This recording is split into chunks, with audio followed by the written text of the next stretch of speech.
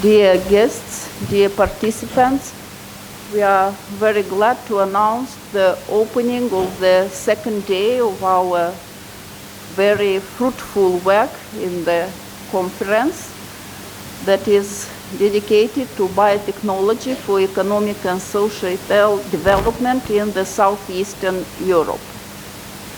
I'm honored to present my co-chair, Mr. Andrei Kichuk, that is the head of the National Agency for Quality Assurance in Education and Research, and the topic of our morning session, Implementing Change Towards Responsible Research and Innovation, is exactly the duty and interest of the agency that is leading by Mr. Kichuk.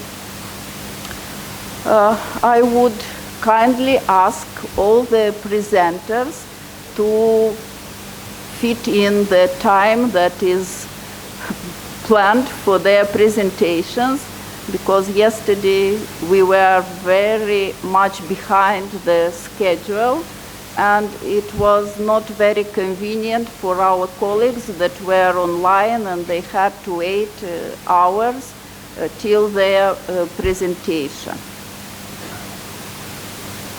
This being said, I am honored to invite Professor Alessandro Marcello for the presentation of international scientific cooperation in virus surveillance and diagnosis, the TBFNet Consortium.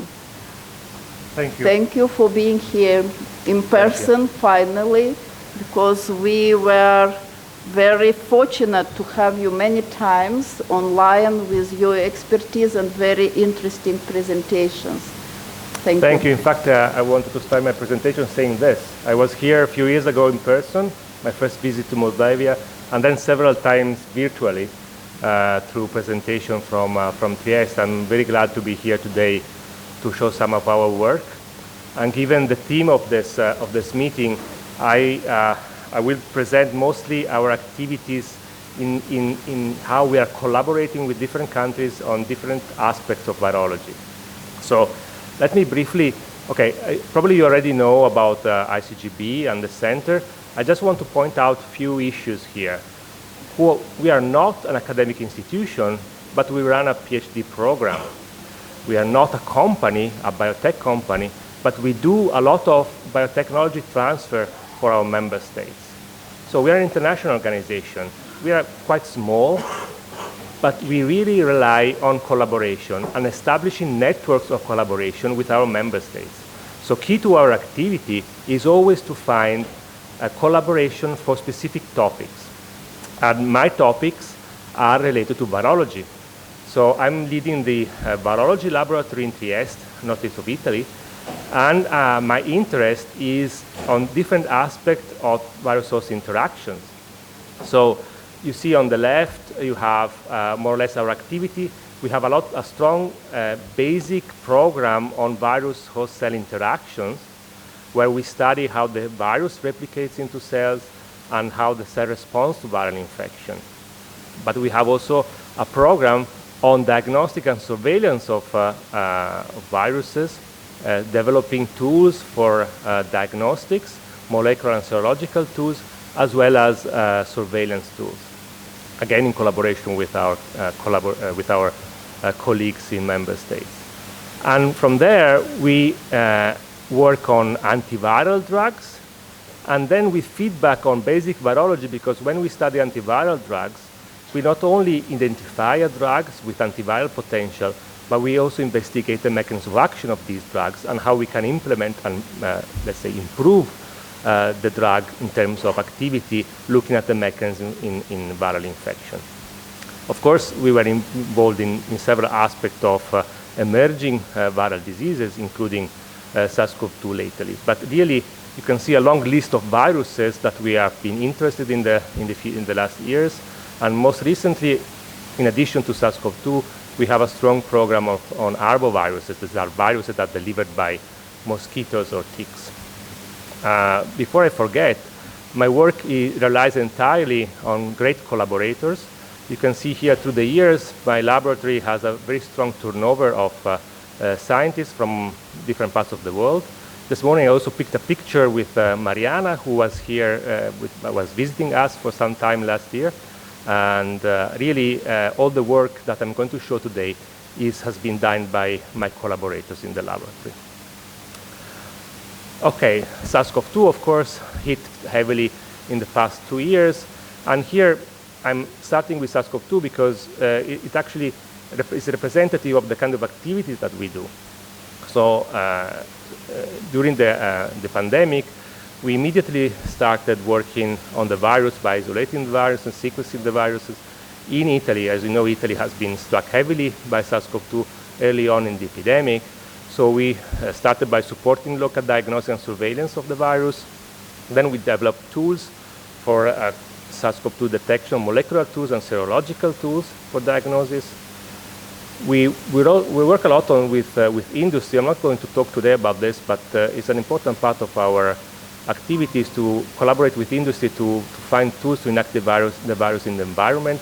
I'm talking an environment like this, so a hall where a lot of people are gathering together. We need ways of inactivating the virus in the air conditioning system and on the surfaces of the tables and so on, in order to be able to control the transmission of the virus, of not only SARS-CoV-2, but any respiratory virus in such environments.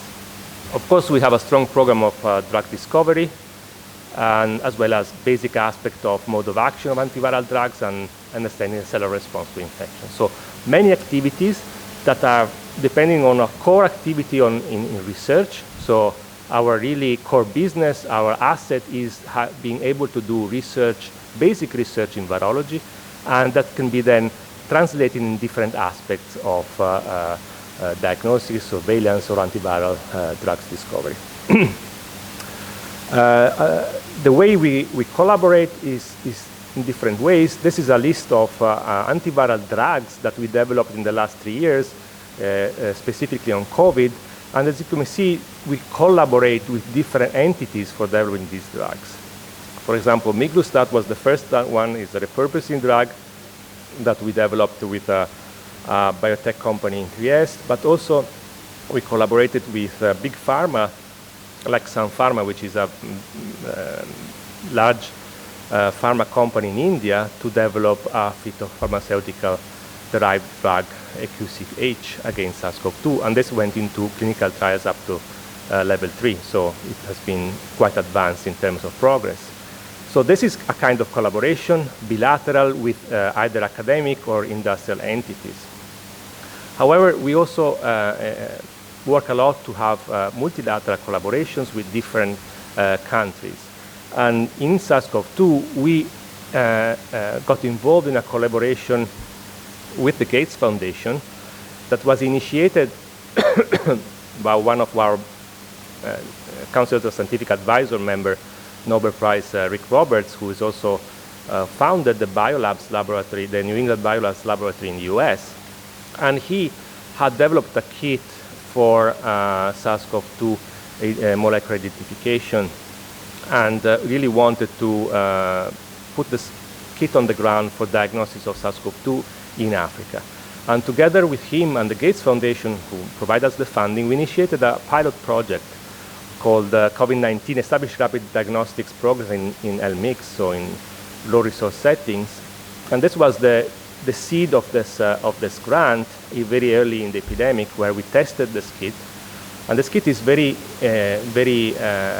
good in terms of being cost-effective and sustainable, because it's a colorimetric reaction that allows to have an answer on a molecular answer on SARS-CoV-2 in 30 minutes at the same temperature. So it's a molecular assay that is more simple than a PCR, which is used normal as the standard of diagnosis.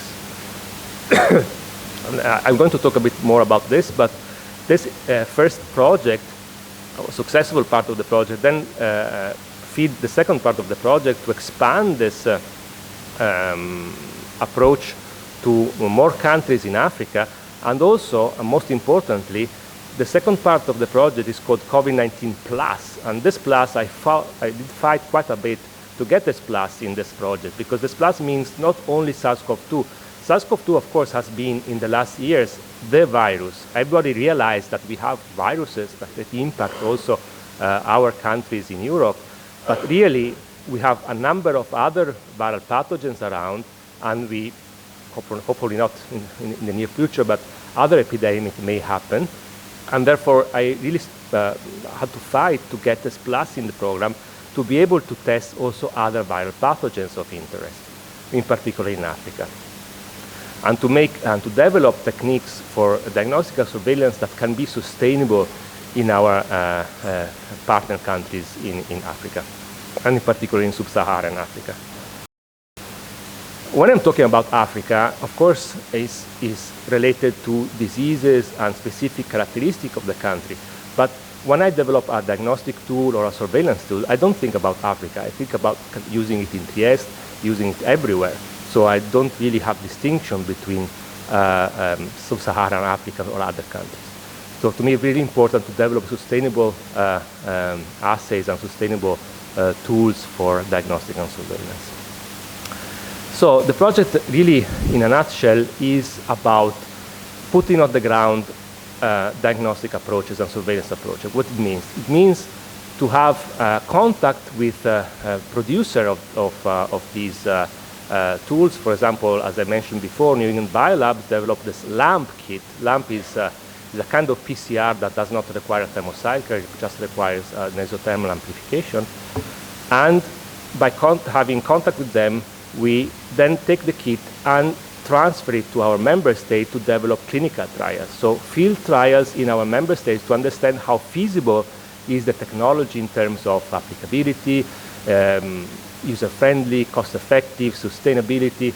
All these aspects are going to be considered in the program. The program includes, therefore, interaction with the producer, interaction with our member state, and establishing clinical trials and field trials in our member states. The output of this clinical trials is really critical for the follow-up step of the rollout of the technology in other countries, because this allows to understand what are the steps that are critical to transfer the technology in the field. So initially we started with SARS-CoV-2, developing LAMP for SARS-CoV-2. Then we extend this technology to other viruses, as I mentioned. So in this case, we are starting to work on Zika virus and dengue virus, which are arboviruses, which are very relevant in Africa, but not only in Africa, also started to be relevant in other countries. We are working now on a project for local production of cellular reagents for sustainable LAMP. What it means? It means that we want to develop tools also for the production of the reagents for these kits in a way to make it really sustainable in the country without having to rely on an externally provided kit. We are collaborating with other biotechnology companies like Biocrucible on other approaches for diagnostics, and as well as we have a sequencing program so for surveillance of SARS-CoV-2 and other viruses in our partner laboratories in Africa. So the first part was concerning the LAMP kit. This is how it worked. So in blue, you have the countries that initially we partnered with for collaborating on developing the LAMP technology in Africa. And these are Nigeria, Cameroon, Kenya, and Ethiopia. And we had very fantastic collaborators there that were able to recruit around 1,500 patients for the first initial clinical trials on this approach. And we compared this approach directly to RT-PCR, which is the gold standard for molecular testing of SARS-CoV-2. As you all know, swab tests are based on RT-PCR.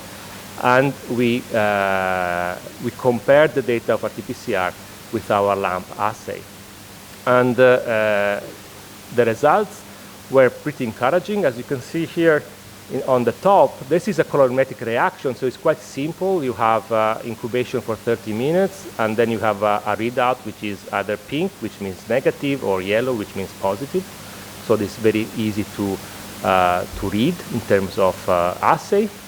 And the comparison with the RT-PCR were pretty good. So sensitivity was between around 90%, depending on the different countries. And this is the value of the study. We have different countries, so we have different outputs. But consistently, we had very good results, particularly with a threshold level of around 30 CT, which means that if there is very, very low virus, maybe a TPCR is more sensitive, but really, really low virus. For all the other cases, LAMP is perfectly usable in terms of diagnostics. We are implementing this technology not only from extracted RNA. You know, when you do a swab test, the RNA is then extracted with a kit usually, and the RNA is then used for the analysis, the molecular analysis. We want to skip this part, so the RNA extraction, and therefore we are working directly on saliva. This allows you to avoid the stick in the nose, which everybody hates, and you just spit in a tube, and this is sufficient for running the assay without any intermediate kits, which means a level of complexity in terms of handling of the samples and a level of cost, because you need to buy a kit for RNA extraction. So you go directly from saliva to the LAMP assay. And this we did in collaboration initially with Miro Petrovec in Ljubljana to establish the clinical trial, which worked very well. And then we are now collaborating with countries in Africa for implementing this assay further. But okay, still this technology relies on a kit that is provided by NEB. They were fantastic in providing us the kits for free for all the countries, all the clinical trials that we wanted to do. But in the end, you always rely from a source, from an industrial source, and you have to either buy or anyway get this source to your diagnostic laboratory. Of course, in the context of an emergency, we all know that we had a shortage of reagents at very early on in the epidemic, and so it's very critical to enable countries to be able to have tests that are sustainable also in an emergency crisis where you don't have availability of reagents. And one of the critical reagents of this reaction is the enzyme, the polymerase, which is a bacterial polymerase that is making the reaction happening in isothermal condition. So we tested a technology developed by Andy Ellington in the US, which is called the development of cellular reagents, and basically is really amazing. You take bacteria transformed with the plasmid that encodes for the polymerase, you incubate the bacteria, you induce the polymerase as you would do for the production of a protein, the purification of a protein, but instead of purifying the protein, you take the bacteria, okay, and you just lyophilize the bacteria, desiccate the bacteria into an ependote, into a tube. And this crude mix can be used as the source of the enzyme for the reaction. And we couldn't believe it when we read it on paper, but when we tested it in the laboratory, it actually works very well. So this is a reaction taken on SARS-CoV-2 genomes. These are spiked viruses in a matrix, and we could see that this reagent, which is really crude extract, at no cost, really everybody can do it in its own lab, is able to work as the normal enzyme that you would purchase from biolabs or other companies. So really, this technology, to me, could be groundbreaking if we can standardize it and make it work for diagnostics. So now we convinced the Gates Foundation that we could go from this step, which is a lab step, to a clinical trial in Africa. And if this works, then we have a tool not only for SARS-CoV-2, but for any kind of viruses based on LAMP, but not only on LAMP, because this works also for Taq polymerase, for example. So you can also use a crude extract with Taq polymerase, which is the enzyme for PCR, for example. So really would be really groundbreaking if this technology can be transferred to diagnostics. It would be tricky. People working in diagnostics will be not very convinced, so our job would be to convince people that this can be actually done. In addition to diagnostic, I was talking about surveillance. Surveillance is basically, molecular surveillance is based on sequencing. From the beginning of the epidemic, in Italy, we were probably the first of the lab that were able to isolate and sequence the virus in Italy that was circulating early in 2020. And then this was taken up more by public health in Italy. But we collaborated with countries that were in need of sequencing capacity from our member states. So we did the first sequences in Iraq, and Dominican Republic, Ethiopia, Cameroon, Kenya, Nigeria. And of course, with Mariana, we also did a lot of sequencing of Moldovan viruses circulating here in the country. So this aspect of molecular evolution is an aspect related to epidemiology, requires tools like sequencing tools. Now we are working with the Gates Foundation to have a simplified workflow based on Oxford Nanopore, which is a portable sequencer, very small. People who knows it is really small and portable, and we try to make it work also with our partners in community labs in Africa. So not only the project in Africa, we also collaborate with countries in Europe. Of course, I mentioned here, I'm sure there will be other people, like probably Mariana, I don't know if she's talking or not about the project, I hope she does, or someone would do. But anyway, this was related to basically develop skills in the field of molecular virology in Moldova, and she came to the lab to train both on serology and on molecular tools for viral sequencing. And with this project, we could really sequence viruses circulating in Moldova, and also test vaccinated and infected individuals in terms of the immunological response. So I will not go too much into the detail of the collaboration with Moldova, but I will skip to this other network. This is called TBFE-NET. It's a network of laboratories in Eastern Europe that is working on tick-borne flaviviruses. Okay, I was mentioning at the beginning that I'm interested also in arboviruses, the viruses that are delivered by insects or ticks.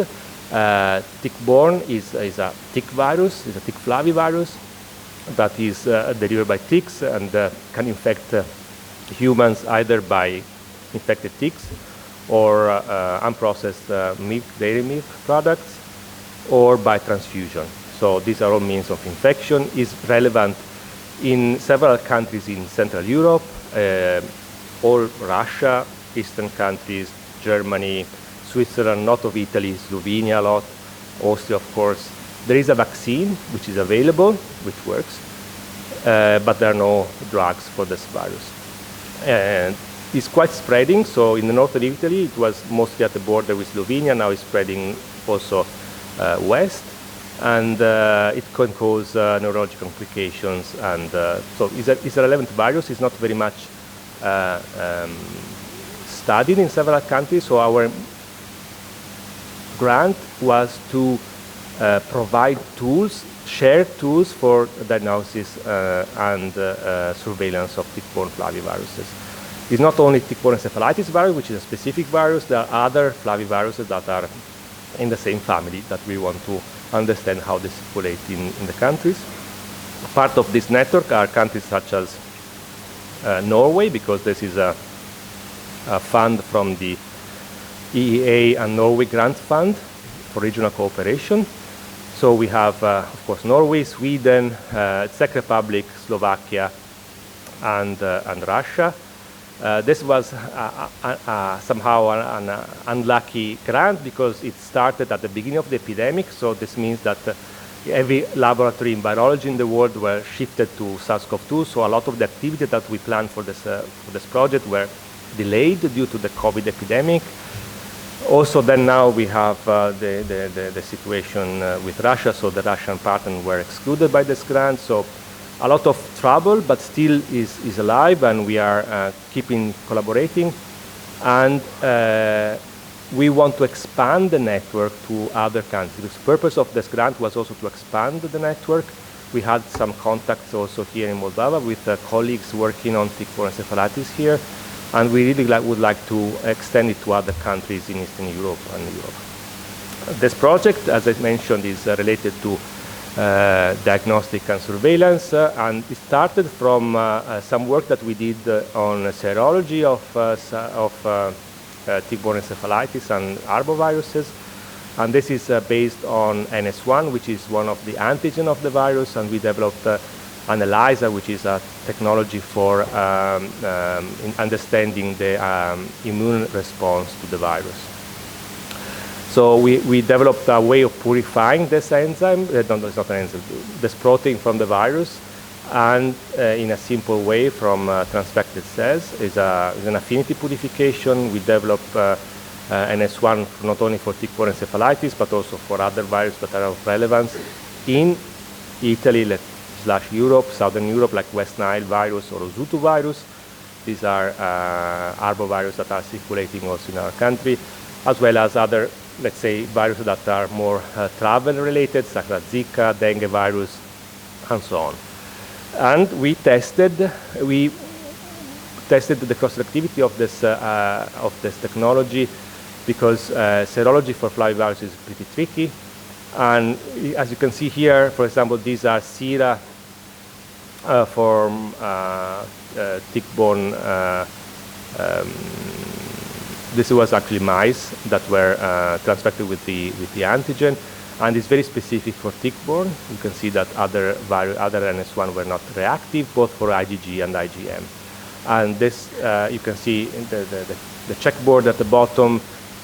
All these were pretty specific. We have some level of cross-reactivity in the dengue, between the dengue serotype, and it's quite common, but still remains a very robust technology for detecting IgM and IgGs for flaviviruses, and has been can be used also to look at a vaccine breakthrough sera, because being based on the NS1 and not on the envelope protein of the virus, which is used for the production of the vaccine, you can actually spot infection from people that have been vaccinated and lost protection. So this technology now we have transferred this to our partners in the network, and they are developing the assays based on this technology. Other part of this project is developing antiviral drugs, and this is again related to our ability to screen for drugs for infection. We developed this kind of drugs which are virucidal, so basically these are drugs that are killing the virus before it infects, so it actually destroys it. If you look at the micrographs, electron micrograph at the bottom, you can see that the virus is exploding. You have holes in the viral envelope, and basically the virus structure is disrupted by this drug. And this drug is active against a number of different viruses, from dengue to Zika to yellow fever, Osutu virus, and SARS-CoV-2. So it's quite a broad range drug, and does not work on non-enveloped viruses. So it's actually specific for enveloped viruses. And this is one of the approaches that we are we're looking in detail, because we look for drugs that are not typical antiviral drugs, that are specific for antiviral target and very efficient on a specific virus. But we are looking at drugs that are broad range, that we can use very early in an emergency where you don't have any drugs available for a specific pathogen, but we can use more drugs that are more broad range. I think I should wrap up. I will skip this basic part. So we did a lot of work on how the cell respond to tick-borne virus infection, and we developed together with Luca Braga. I think you have heard from him yesterday. He has this high-throughput technology for testing antiviral drugs. We developed a cell line that can respond to both to infection and to the antiviral response to infection. And we are screening several drugs with this high-throughput analysis. So again, an approach for developing antiviral drugs. I will close it here, because I could talk for another hour or so, but maybe it's better to wrap up. Thank you very much for your attention. And of course, I'm talking also to the young people at the back. You are the future, so if any of you would like to have an experience in our laboratory in Trieste, and just, show your hands. Okay, Thank you very much.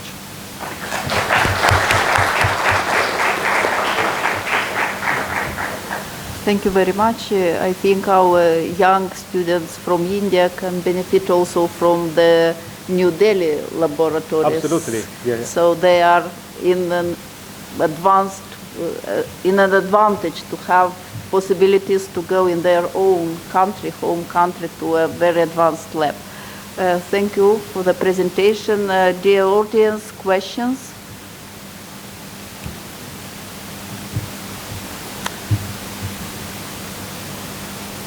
No questions. I think, one question.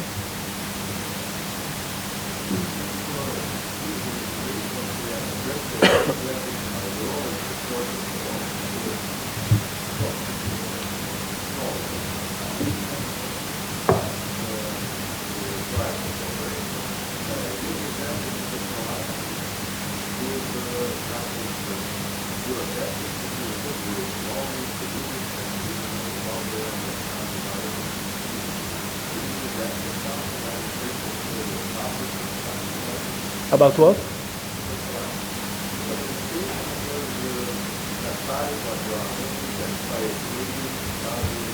So we did publish a lot of the things that I was showing today, not all of it. Some parts are still in progress, and I'm late in publishing, so I'm always delayed. But we want to make everything that we do public, so either through our website, institutional website, where we have a resource page for everything that we produce and make available, and as well as through scientific publication. For some of the antiviral drugs, we have patents together with our partners, but even in that case, we always try to be able to transfer the technology for the benefit of our member states. Yes.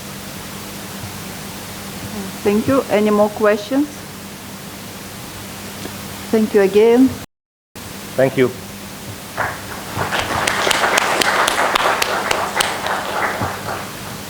Okay, our next speaker is Professor Dainius Pavalkis, that will present the topic Business, Pharma, Healthcare and Politics Collaboration, Lessons from Lithuania. Hello. I will talk not about the laboratories, for sure. And in fact, next. Or should I myself? Thanks. If we talk about innovation and research system, it's quite complicated, and is similarly complicated as a connection between politics, government, finances, business, profit, research, and the universities in the whole world. Why I can talk easily not about laboratory, but a little bit from aside, because I came all over surgical and medical professions from the beginning to the end, from the management side of the hospital and the system of the healthcare. I went through the position of Minister of Education and Science, President of the Council of the Ministers of European Union, Provost in Kazakh, so it's another world, and Rector Astana Medical University. So I can tell you that there is a lot of different players. And as you see in these locks on the wedding, these all players are so tight between themselves. But I will try to point you some things about politics, about business, about biomedical research and innovations, and of course the role of universities in all this endeavor. So, but I would immediately stress that first things should be done first. So beginning, it's education. And if we have educated people in the proper educational infrastructure, we have good postgraduate education with certification, licensing, and it's clear rules of game playing, you know. You will have normal infrastructure that will be able to absorb all innovations will be able to make applied and basic research together. So fundament is very, very important in everything. So we can ask ourselves what drives government to fund science, because some members of the cabinets usually say it's a waste of money. You just throw away this money and we could build a bridge, or we could buy one rocket to grant to Ukraine or something like this. But anyway, there is a lot of different issues what the press governments to fund science. And you can imagine if governments are not funding science and COVID happens. For governments, it would be a step-down procedure immediately, because you do not respect needs of the population. So, and as well with others, terrorism, I don't know if it is Russian soldier or not, but aging population, international migration, and so on, and so on, and so on. So we have this pressure on the governments.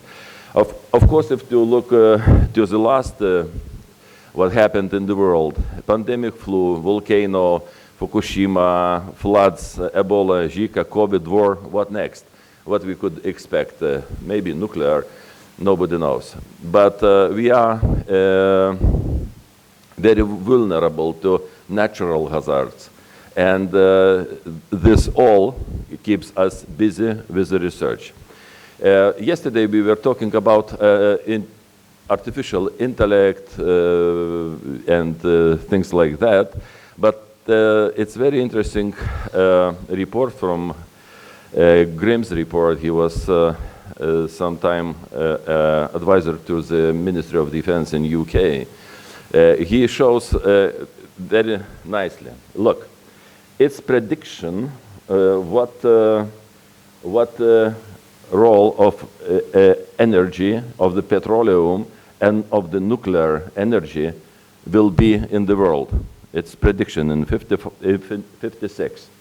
Yes, and in 2015, the same institution predicts that we have petroleum as it was, it dropping a little bit, came out gas after blowing up Nord Stream pipeline, probably it will drop down. We have coal, what is very interesting, and the prediction that it will stay on the top for a few years. And we see that it is happening clearly. And nuclear is somewhere here, like in renewables. Probably in this crisis of supplies, renewables will come up sharply, which is happening with the solar, with the wind energy. So what I want to say that if somebody predicts that artificial intelligence will solve our treatment, diagnostic, and so problems, remember these two slides. The predictions not always are coming through. So we can dream, of course, that energy will be perfect, war in Ukraine ends, climate change is reversible, the policy, Russia becomes peaceful, and new technologies bring prosperity to all SDGs, but it is dream. So we need to clearly understand where we stay. And if we clearly understand where we stay, we should look to the money. And if we look to the money, we can see that it's a huge blast of the bioeconomy in all fields. In healthcare, biotechnology, in industrial and agri. So we have a lot of money playing these games, and the laboratories are only a transitional product of this economy, because the end of this economy is profit. Of course, they are creating gross added value, and it is it was probably 418. Yes, it's 418 I find only. Automotive, but healthcare, biotech, total biotech, agricultural biotech are giving big added value. The same as labor productivity. You see, healthcare biotechnology, it means the drugs, bio drugs are most labor productive. So people are making additional value of that. And I found just a few days ago from Fierce Pharma, it's like a supervisory company on the pharmaceutical industries, give us data on 10 best pharma producers, productivity. And if you see, I took especially number 2, Moderna, everybody knows it. So they had such employees, and in 2020, revenue per employee was about 600,000. So in the 2021 revenue was 6.8 million euro per one employee. It's much better than selling weapons or narco traffic or narco dealing, or not talking about prostitution. So we have very, very intensive, economically intensive sector. What we should care, and I hope Olga will talk about responsibility touching this sector. Okay, look what is funding, May research funding. If we see the blue one is business, because they want to make a business. 23%, nearly quarter, is paid by higher education sector, but it is, of course, usually state or private funding, and government sector is usually not big everywhere, and it is usually concentrated on the defense, on the state security, on the spying, and so on, research. So we have such a situation. What we have in Europe? In Europe, you see it is every year money for the collaborative research increases. The last is 80, exactly 83. I put the signature under this bill. But in this year, we have, I guess, 135 billion of budget approved. Of course, it is not something we cannot compare with Korea. We cannot compare with China investments into R&D expenditure, but somehow we survive. If to look what the biggest biotech industry, not which are working with human, it's artificial intelligence and all these synthetic biology and so on. But they all are asking for the money from the Horizon or from European Innovation Council. For what? Usually it is to overcome this part, which is called Valley of Death. So researchers in the university research center lab, they found something very interesting, very nice. They prove it into the laboratory circumstances, and this stop. Because for the registration and advancement, you need to go to a clinical trial, you need to proof of concept, you need the technology demonstration in the relevant circumstances, you need to register, you need, and so on and so on. So European Innovation Council now is have very good scheme for SMEs trying to push some new technology, apparatus, medicine into the market. So keep that in mind. And when we are talking about universities and governments, you see, universities providing human capital, of course, it's important. Co-production, exchange is like a platform. What you are doing today? It's exchange of the concepts in its platform for that. And but government is still very important. And if we will take their strategic role, if we will take regulatory role, what they are writing down requirements for drug registration. So you will have a big paper saying you should do that and that and that, and you should not do that and that and that. And the researchers and innovators are like pressed into the corner by these regulations. So why, discussing previous horizon, according to Lisbon Treaty 184,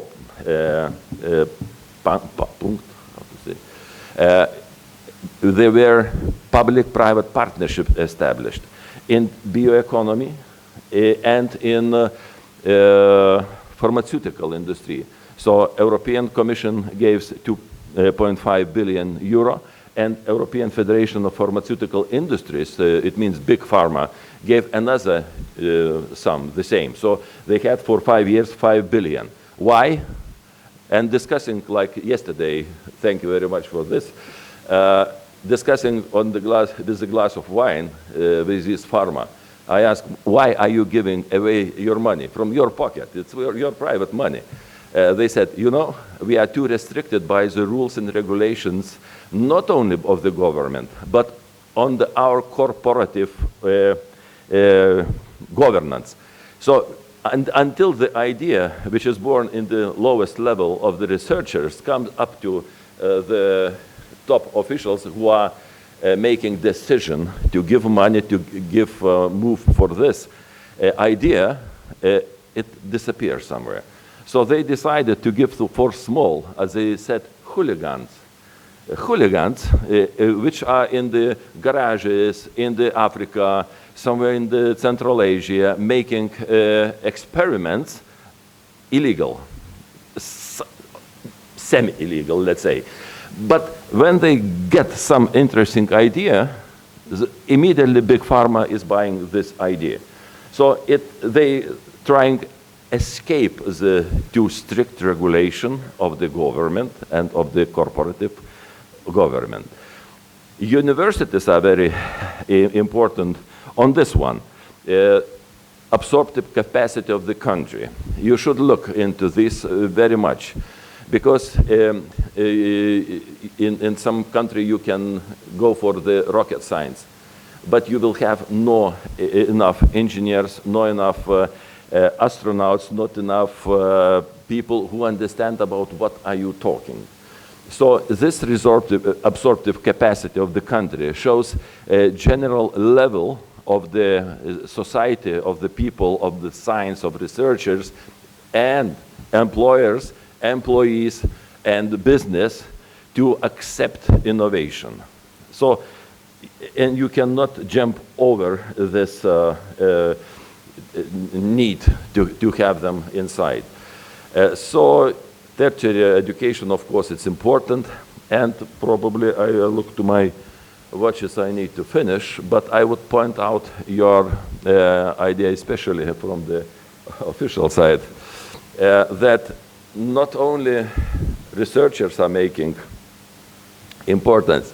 If you see ideology and party is making decisions on the how research in some areas should be funded. And ladies, let's say, worry only about use of animals in the testing of the cosmetic products. Yes, the men are not worried, and so on. So it's a lot of influences on the government and on the funding agencies how to create correct and lawful funding agency. I only will say that we had the Institute of Biotehnologia in Lithuania, and after privatization, they split into 3 parts.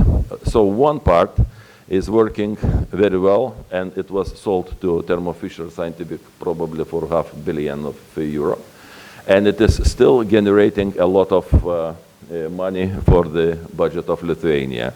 The second one was as well working quite well, sold to the Teva Pharmaceuticals, it's Israel. and they are biggest taxpayers for the Lithuanian budget. It could be quite interesting. Of course, I talk about this impact. I'm coming from Kaunas. We have a nice city, some resembles to Chisinau. The Lithuanian University of Health Sciences has a very interesting structure. Probably you could think about that. We have Medical Academy and Veterinary Academy inside.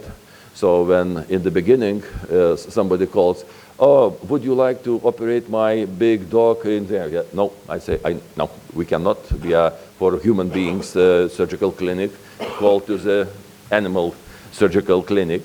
And of course, which is very, very important, that we have own hospitals. So a hospital of like Academy Hospital, it's 2,400 beds.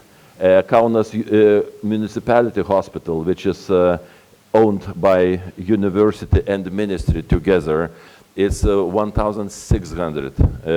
So, if to look, we have only less than 7,000 students in the university. Because why? Because the Senate of the university and professors said we will not allow rectorate to accept more, because the quality of education will drop, we will work too much, and there will be no capacity. Nearly 4,000 beds of the hospital. There will be no capacities for them to have proper hands-on experience. So it's, and the hospital, as you see, nearly 100,000 admissions,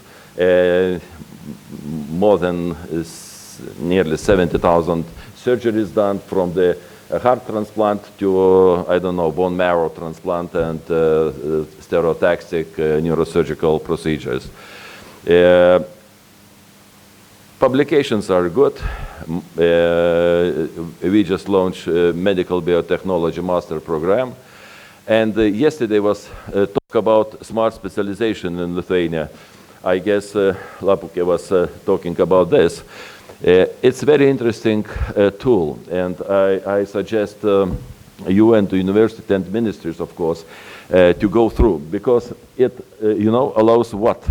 To choose the places of the Moldova where you can have absorptive capacity. You can have research, you can have business interested, and you have infrastructure proper. So when you get money from European Union, and I guess it will happen, you will not be sold to your neighbor. So you exactly will know where your investment will benefit more for the country. And Lithuania did the same, game sometime before, and we get more than 600 million euro investment into the research and laboratories infrastructure in these described smart specialization regions. We have 18 universities. Some of them are private, but they are not big. And financing, yes. The last thing, not always what the professionals are talking about is heard by the European Commission and the local governments. It was a research council. It comes a lot of important people, like advisor to the Miss Merkel, ex-ministers, probably 4 or 5, and representatives from the Philips, from the big pharma. And we did a great job talking about how to fund and how to coordinate European Union biomed research. This slide was shown somewhere, I don't know, but it's from our yearly report. But European Commission, if you can read, they said, the summary presents opinion of the people in the panel and the not official position of European Commission. So even printing this as a final report for 5 years of the job, they made excuse that, sorry guys, we do not listen to you. But idea was just to make one funding point for biomedical research. Because now you can get through the Horizon, you can get through European Innovation Council, Joint Research Center, you have European Institute of Technology, you have ESMEA, you have a lot of funding agencies, and nobody exactly know what is funded.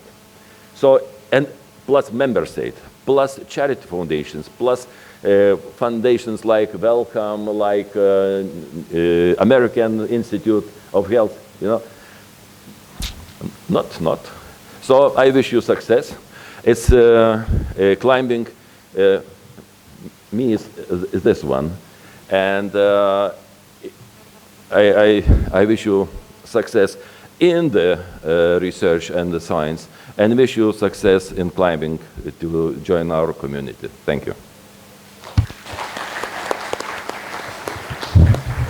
Thank you very much for sharing the Latvian experience, because we are now also on the same path to integrate into the European Union, and your experience is much more valuable because you are coming from the same background from former Soviet Union, so you know very well where we are now and what we have to do in the next years. I want to comment a little bit that our smart specialization strategy is already in place. It's under evaluation at the European Union authorities, and we hope very much that by December it will be approved and it will enter into force next year. And one of the domains that is put in that smart specialization is biotechnology, especially addressing medical and health issues. And the others are the IT sector and agri-food sector. I'm sorry, the fourth one I forget. I can't. It's the agri-food. The agri-food. So we hope that this will help Moldova also to get more investors and benefit from the development of these sectors. Thank you. Questions? Yes, please.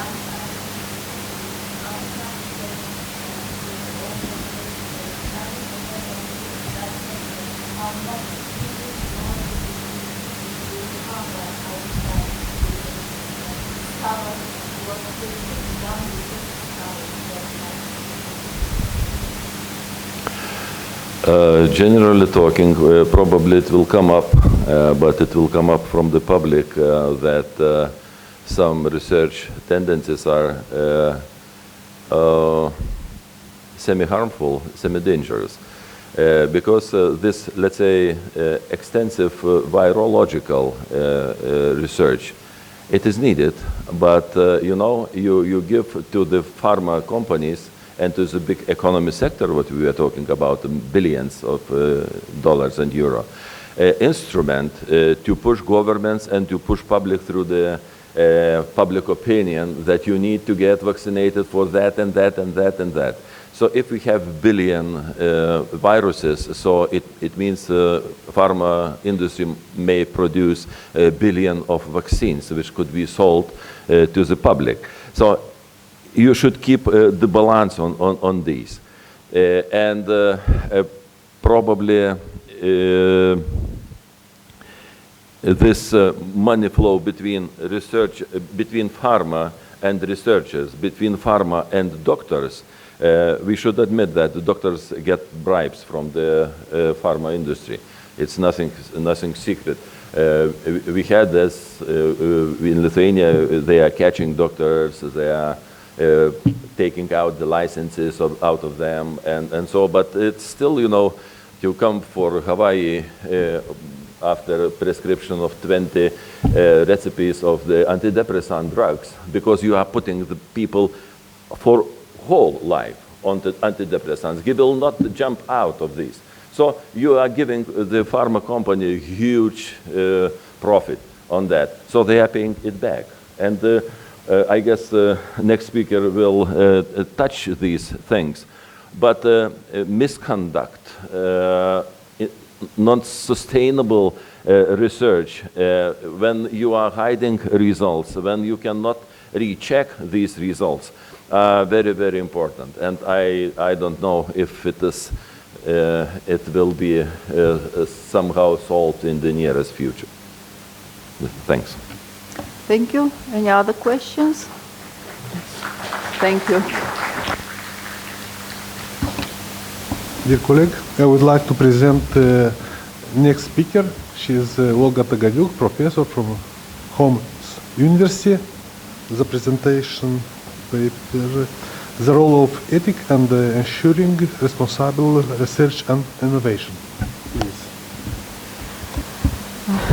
I think my topic is quite in the stream of this conference, because modern technologies always can lead to a breach in ethics. But I will start not with the modern technology, I'll start a little bit with history. First of all, what is specific for humans? We are intelligent, and our intelligence is governed by the moral principles that help us make a difference between what is right and what is not right. And we have the ability to do the things not only easy, fast, or convenient, but to do them right for ourselves and for the community to benefit. This moral principle, ethical principles, can be applied to any domain of our life. The question is, why should we apply them to research? There are several answers. Among them, I selected, in my opinion, the most important answers.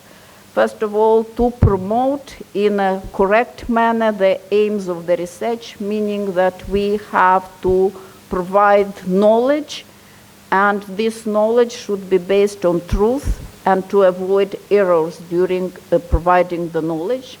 Also, we should provide very good environment for collaborative work, and this collaborative work will be based on mutual respect, fairness among the colleagues, the researchers that are working together. Also, we should be accountable to the public, because we are not working for ourselves or only for our company, for our university. We are working for the society, and the society should benefit for our research, and if they are giving money, we should be accounted for this money. Of course, if we are doing the things in an ethical, moral way, this will gain the respect of the public, the respect of the government, and this will be the foundation for the support, including the financial one that can promote the research further. And also, this will increase the moral and social values of the society in general. The research ethics will provide some guidelines how to conduct the research in a responsible manner, and this will ensure quality of the research, not only the ethical standards, but also in general the quality of the research. The first guidelines, if we can say, name them in this way, appear more than 100 years ago in Germany, but they were not mandatory. They were just the opinion of the doctors from Berlin and afterwards from Germany, how the medical research should be done, taking in account the moral principles. Because these were not rules, many breaches of these ethical recommendations were in the next years in the same Germany. Unfortunately, the period before the Second World War and during the Second World War all around the world, in Europe, in Asia, were associated with abominable crimes against humanity that ended with the Nuremberg process and the elaboration of the Nuremberg Code that gave more structure to the ethical approach to the research. So these conclusions from the Nuremberg process that were put at the basis of the Nuremberg Code were more close to some formal regulations that should be and were taken in account when the research was planned, conducted, and reported the result. Unfortunately, this did not stop all the breaches of the ethical issues in medical research, and you can see just a few examples of severe breaches in health research that take place during a long period of time with quite severe consequences for the participants. Due to this, the research community in the health domain improved that Nuremberg Code several times, and actually for today we have regulations that are mandatory for the researchers, and in a way we feel that if these regulations are mandatory, they will not be broken and everyone will follow these regulations, not to harm, to plan very wisely the research, to take in account all the risks that are possible for the persons that are involved in the research and also for the team that is doing the research, and so on and so on. Unfortunately, this is not as we think that it should to be, and a few years ago the whole research community was shocked when the Chinese scientists reported that he edited the embryos and two twin girls, Lala and Nana, were born after gene editing of the embryos of these girls. And the biggest issue was that the whole procedure was done secretly. The ethical committee of the university did not approve this research. The board of the university in China did not know anything about the intention of this research group to edit the embryos, and the scientific basis for this editing also was not valid. So despite the fact that the rules are in place, we still have very big issues with following the rules. And if in the medical field we have regulations and most of the researchers comply with these regulations and follow them, there are domains in which there are no such regulations and everything is based only on the internal motivation of the researchers not to harm. And the classical example is the example of the physicists that developed the atomic bomb. They did the research, afterwards they understood what they've done, and it was also a group of physicists that promoted the idea to impose some regulations in natural science research, but they didn't come to some formalities, so the natural sciences are not regulated as strictly as the medical field, so the breaches can be more frequent and more severe.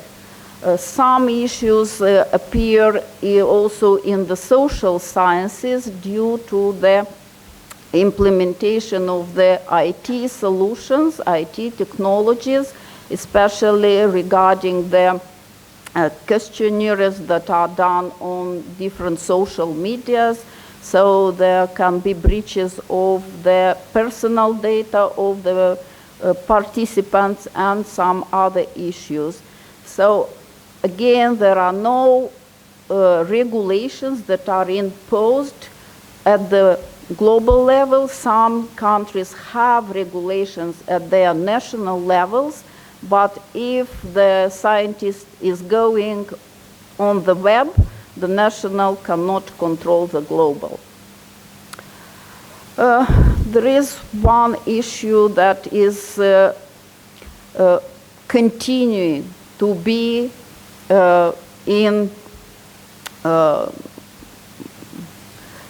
continue to be as a problem in the ethic respect. This is the fairness of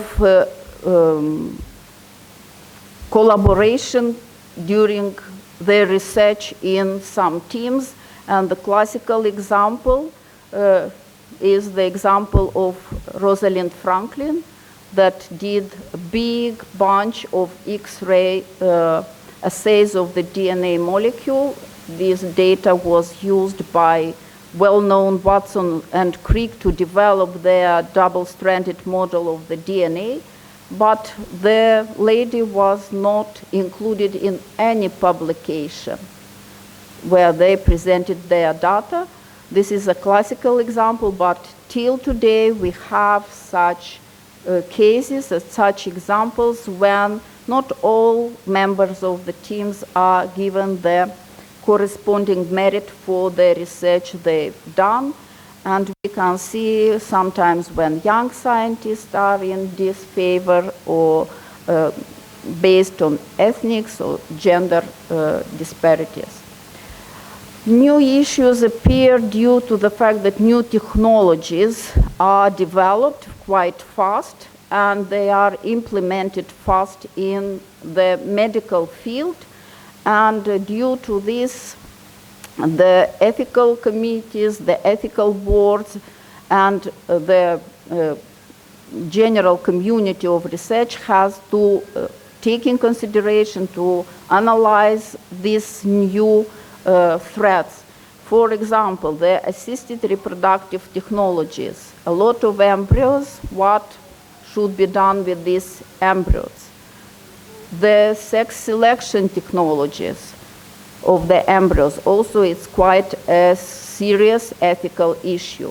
The stem cell research and therapies also raises questions how to approach the creation of embryos from these stem cells, how to approach the donation of the cells, how to approach the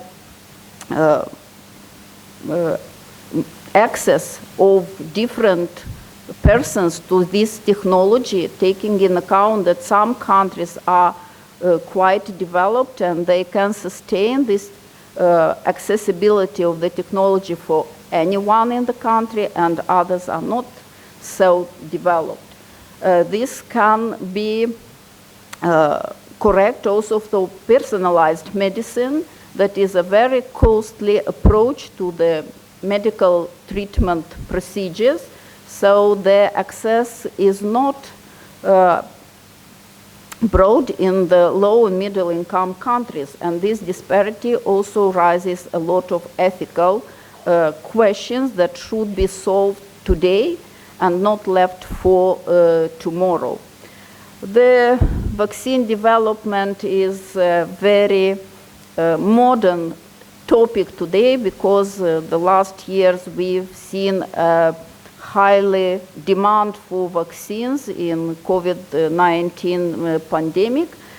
The development of the vaccine in very short period of time raises the questions how we prove to ourselves, to the society, that these vaccines are efficient, that these vaccines will not produce harm in 1, 2, 5, 20 years, how we provide these vaccines for the whole world, not only for the country that can afford them.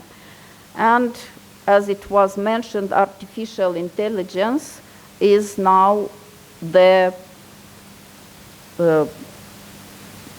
answer to a lot of health issues, and in this respect there are already some documents put in place, because the artificial intelligence should not breach the autonomy of the person, or this person can be both a patient or it can be a doctor, a healthcare provider. Also, it should mandatorily promote the human well-being, but we have to be sure that the artificial intelligence will work in the benefit of the person and of the society. And also there are a lot of other issues associated with this artificial intelligence. One last topic from a very big bunch of ethical issues that we are still facing are the ethical issues of clinical trials in low and middle income countries.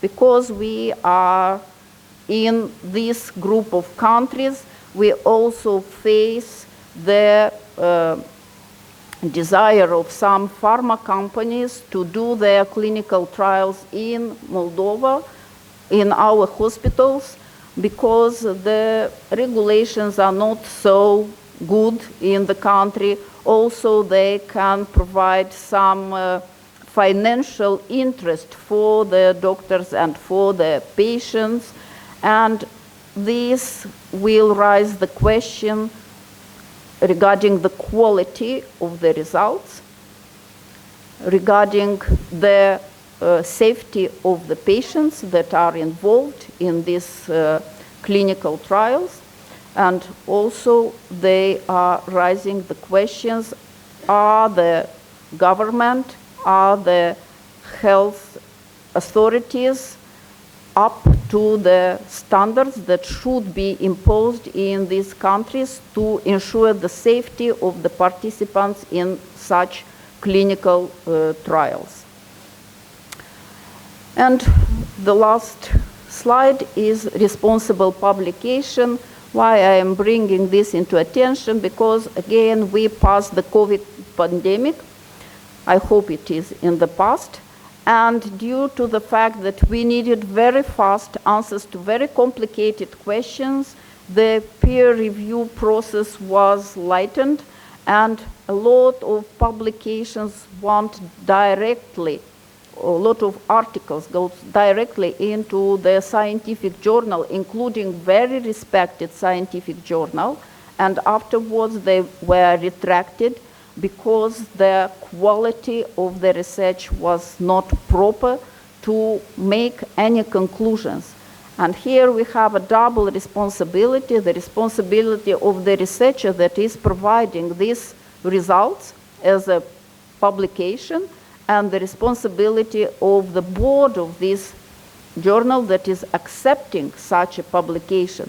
Because if you are writing there that it was not under peer review, this is not a good thing to do, especially by a renowned scientific journal, because people are relying on the data that are published in solid scientific journals, and we have to make conclusions, we have to apply treatments, other procedures for our patients, taking in account what is published.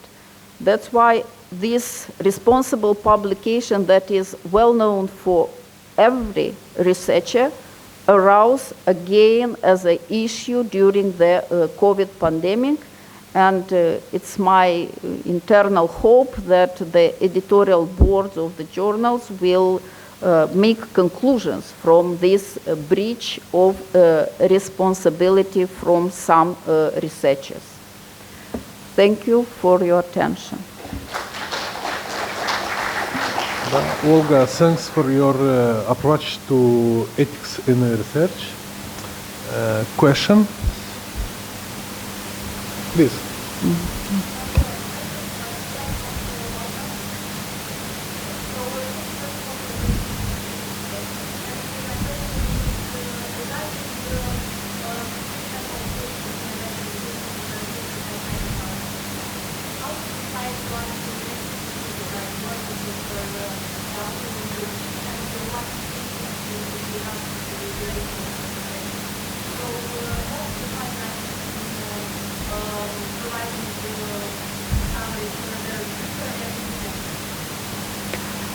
So this is a question that actually I think it is debated for many years with very different approaches depending who is approaching this question. Nevertheless, the answer always lies in the balance between the real benefit for the patient and the risk for the patient and for the society in general. Because if we are talking about genetic diseases, there are a lot of them, and many of them can be caused by several mutations, not just one. The phenylketonuria, almost 300 different mutations. So the question is which one we will change in the concrete baby or embryo. So this is not only an ethical issue, but it is still a technology issue. Today we are raising our knowledges in this domain, but we are not yet at the level that we can cure efficiently any disease and be sure that the result will be the one that we want. So in my personal opinion, there is a very long way to go ahead in the research and in the technologies how to apply this possibility in curing the diseases. And regarding eugenic, I think that the nature knows better how it should be. It's my personal opinion.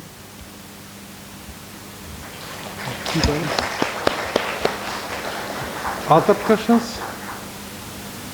No? Thank you. Next presentation is online presentation, yes? Let me see. Dr. Marie Wim is online.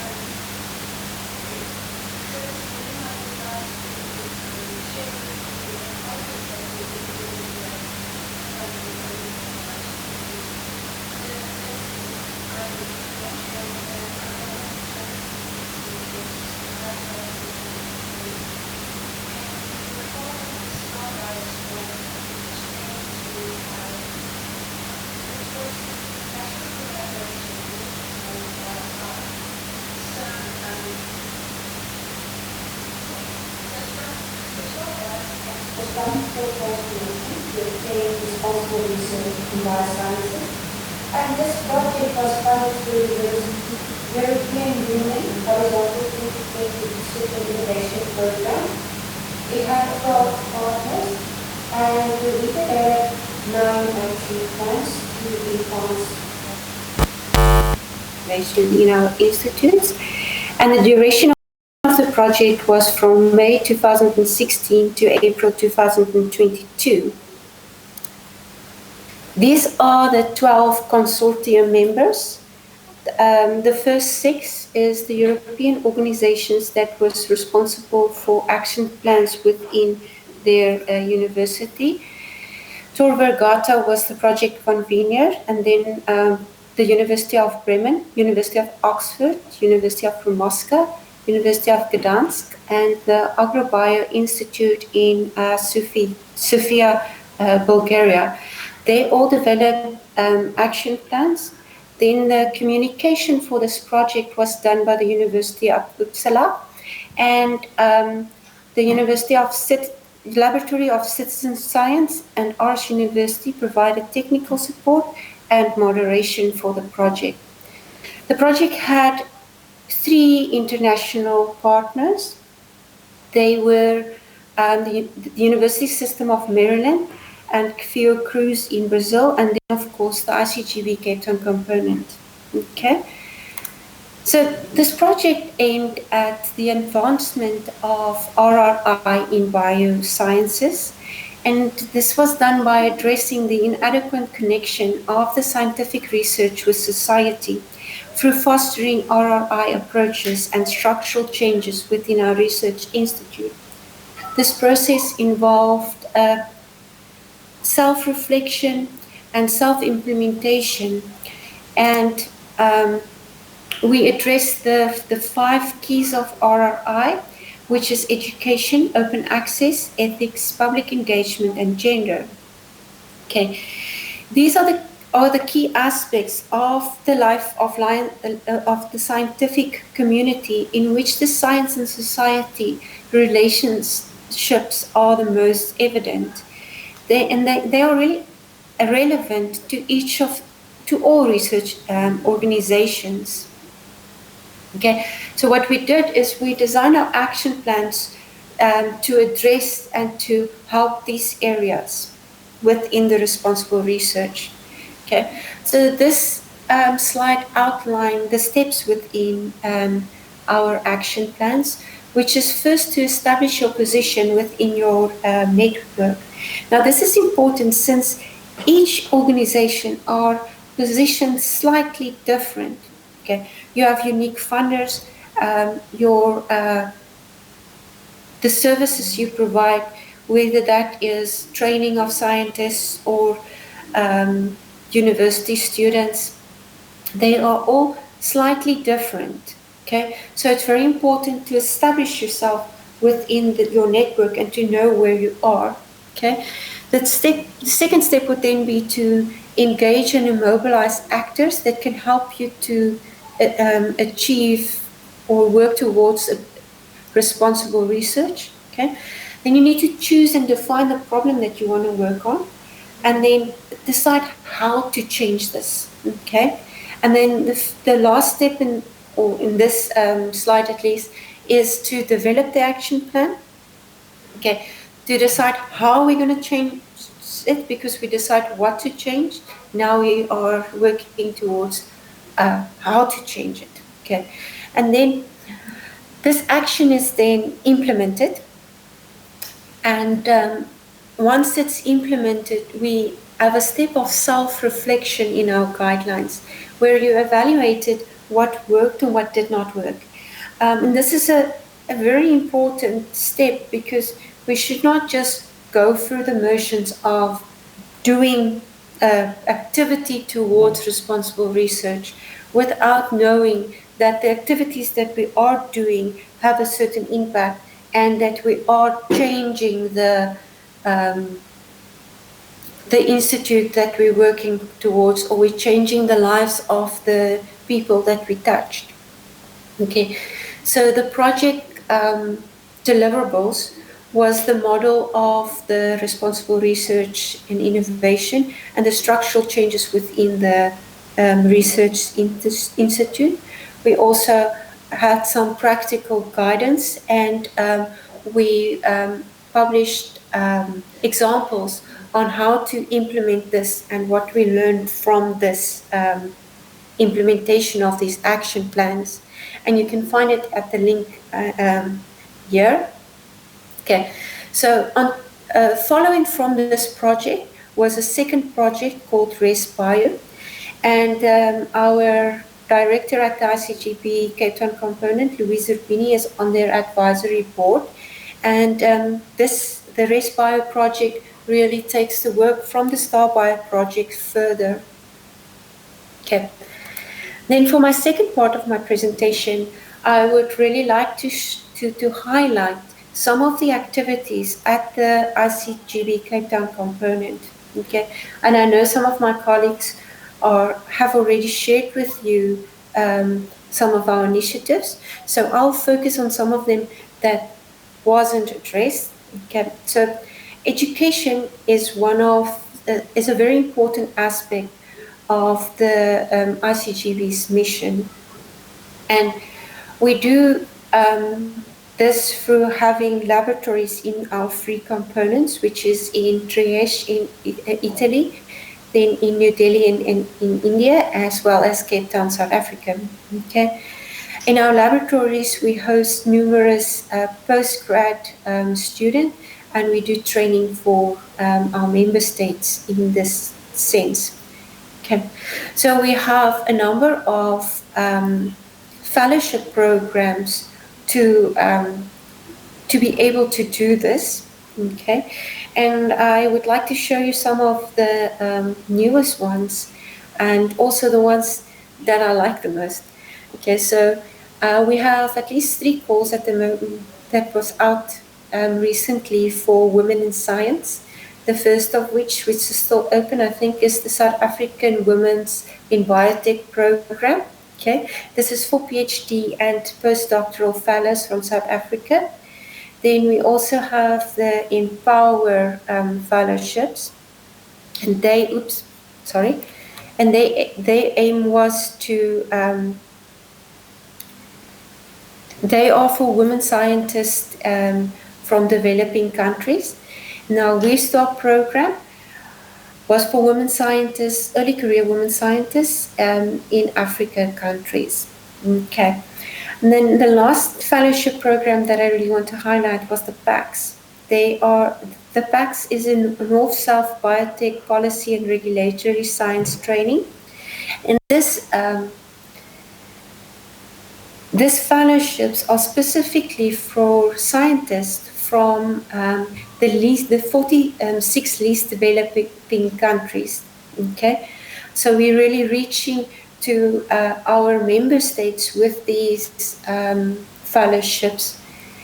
We already host a number of students in our laboratories that was awarded this fellowship. We currently have an Empower Fellow in my lab, as well as a PACS Fellow. Okay, and then I would like to show you the Foldscope because it's my personal favorite. Okay, so first I just want to play here. It's a video clip. Okay. Okay, so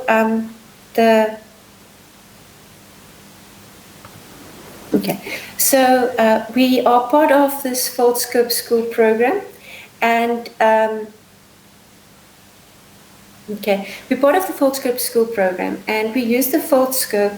It's a paper microscope, and it's just best because it costs about $1 and it has a magnification of 140 times.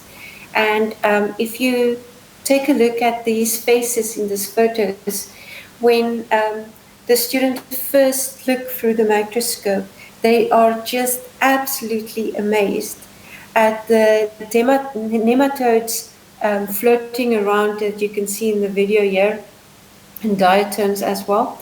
And it's just magical how you can really encourage interest from almost anybody using this microscope. Okay, and then for my last slide, I would like to end off with a quote saying, it says, "Taking care of the future through collaborative stewardship of science and innovation in the present." And I think this is an extremely important quote, because we are all societal actors, whether or not you're a researcher, a policymaker, an industry representative, or just a citizen. We share the responsibility to work together to ensure that scientific processes and outcome aligns with our values and our needs and our expectations. And thank you for listening.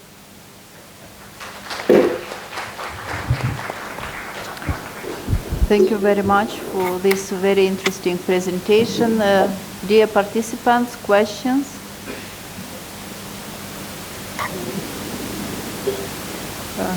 There are no questions in the audience. Nevertheless, I have a question. Is this full scope program or project, I don't know how to name it correctly, your initiative or of your organization, or this is something at the national level supported by the authorities? Okay, so we in partnership with the designer of Volkscope, but Volkscopes are available and you can buy it online. So it's not that it's unique to us. We just use it in all our in a lot of our activities because it is accessible and you can take it anywhere. Meaning we have a lot of activities that we don't necessarily have high-tech equipment available, and this is the perfect tool to really engage with our audience without needing high-tech equipment. Thank you. I think it's a very, very nice initiative to attract the young people into research in the future, starting from their school years. And we need a lot of young enthusiasm to come to research and continue what we are doing today at a higher level, because the younger always are wiser than the old one. Thank you very much for your presentation. I'm sorry, there is one question from a young student that is present at our conference. Come here, pass to the microphone.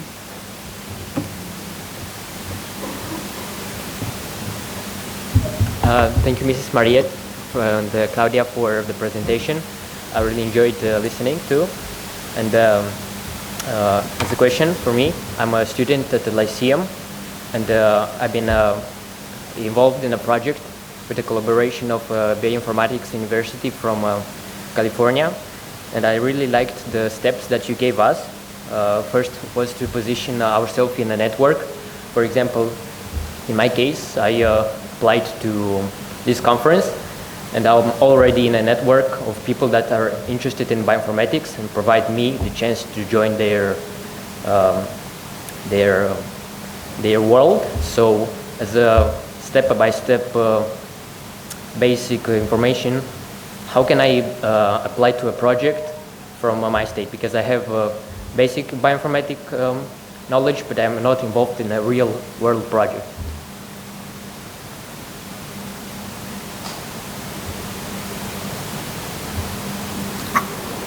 So the sound was not very good. I just want to check that I understand the question correctly. You are asking how can you approach us for work at us, or could you just repeat? Yeah, the basic question you understood. I want to be involved in a real project to gain a practical experience about the joining bioinformatics world. Okay. So we have a bioinformatics group within each of our institutes, and we have numerous projects that are running in these groups. A lot of them are very applied. Okay, so I guess the best way to approach this would be to drop us an email, and we can respond to your specific questions. All right, thank you, Claudia. I will contact you after the conference. Thank you. Thank you. Thank you very much again. Thank you for joining us and for giving us the information, and we hope that if this conference will become a tradition, next time you will be able to come here and meet us all, and we will meet you also in person. Thank you very much. Thank you so much. Okay, now we are going to our next speaker. I am delighted to invite Professor Gennady Kurochkin to inform us about the Regional Research Center as a step to responsible research in Moldova.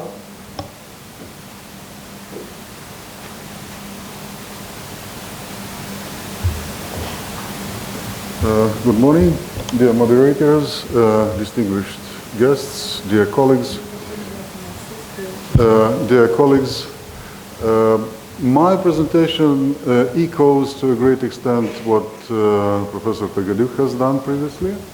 But anyway, all those rules, all those requirements, we guess, and we are convinced, should be applicable in the planned Regional Research Center, ICGEB Regional Research Center, that is supposed to be founded, hosted by our university. So,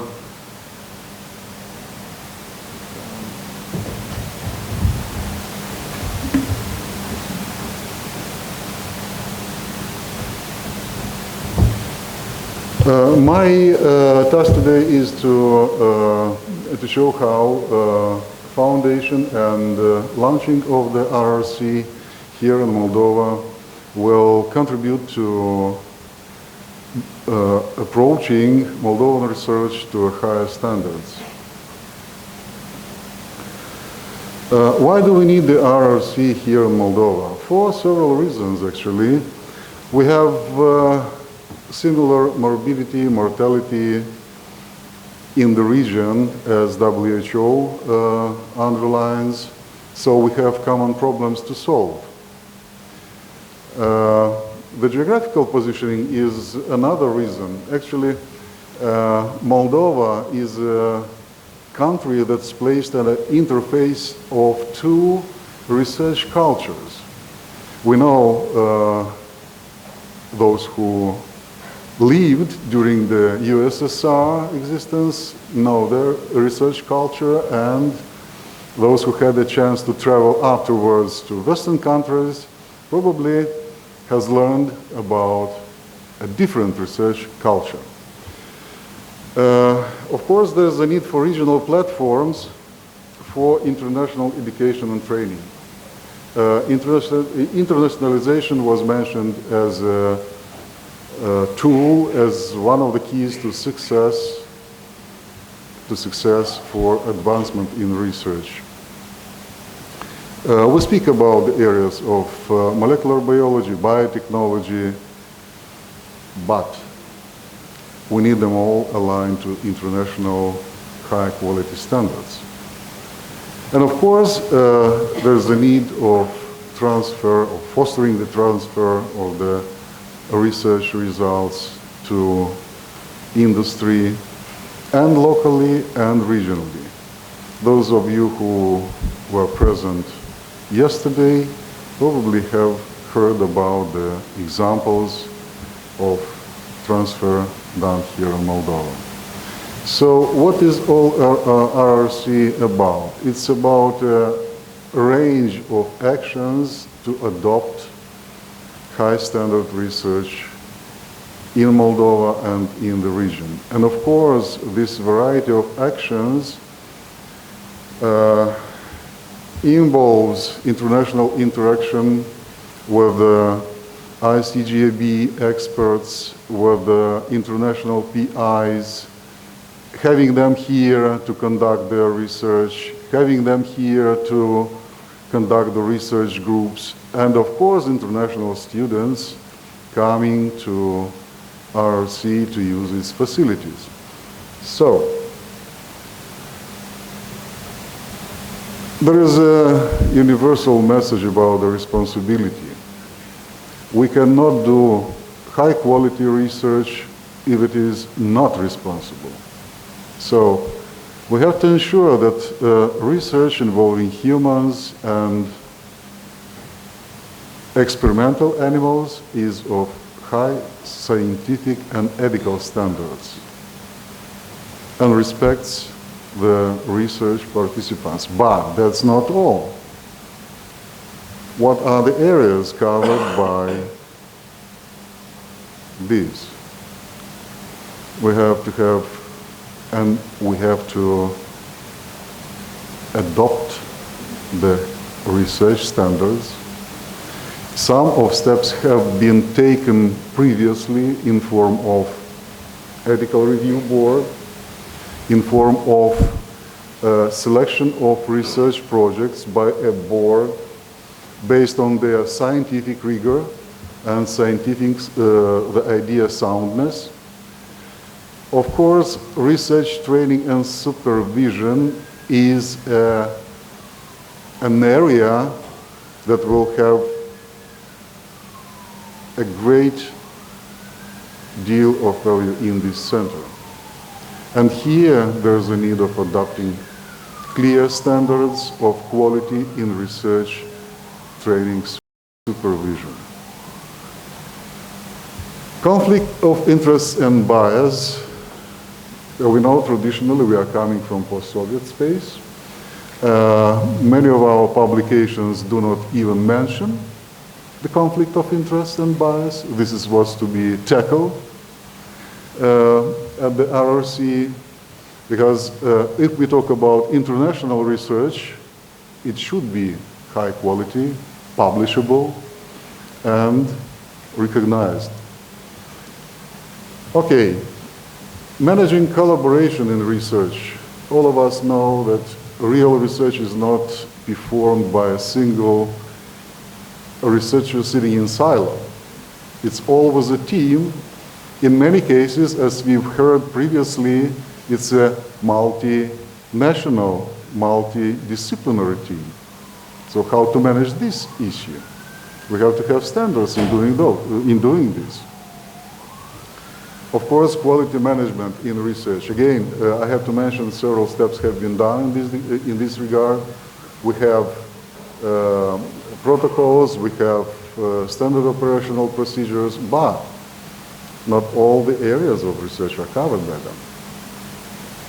Far not all. Research data. Again, my question, are we managing, are we storing, are we doing the research data in an appropriate way? Are they open? Are they available? Then peer review. Now, again, we have our publications, I mean our journals joining to the policy of peer review, which is very good, but we have to make this peer review, to bring this peer review to a certain level of standard and high quality. In the area of intellectual property and authorship, are we all fair in granting the authorship to all participants in our research? Again, the issue to be tackled with. And what is in mainstream of today's topic, publication and dissemination. Publication and dissemination. Communication with the community. Frankly speaking, when we talk to community representatives and sometimes to authority representatives. The recognition of research is not at the level that we would expect, because the means and tools used to communicate with the society probably are not sufficient. So these are our expectations toward the RRC in sense of bringing all these areas to a certain level of quality, certain level of rigor, not only at State Medical and Pharmaceutical University, as the center is supposed to be a regional one. And of course, interaction with the ICGEB, that is an excellent example of responsible research in many areas of the research that are underway in the ICGEB. Or at least is expected, seriously expected to contribute to all these aspects. I will just, for the sake of fair treatment of your time, will do my presentation in a short version, but I have to reiterate the principles of responsible research. Of course, this is honesty, of course, this is rigor, transparency, fairness in treating participants and researchers, respect toward the participants and researchers. Of course, recognition of their share of the research. And what is not less important, accountability for what is generated by the research undertaken. And last but not least, it is a promotion. Otherwise the society is missing the opportunity to understand and to use the results of our research. Here, for the sake of time, I know that we are behind the schedule.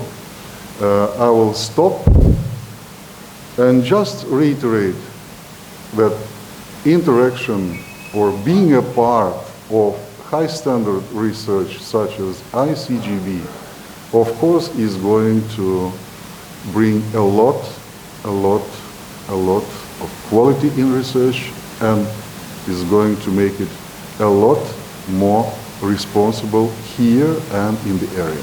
Thank you.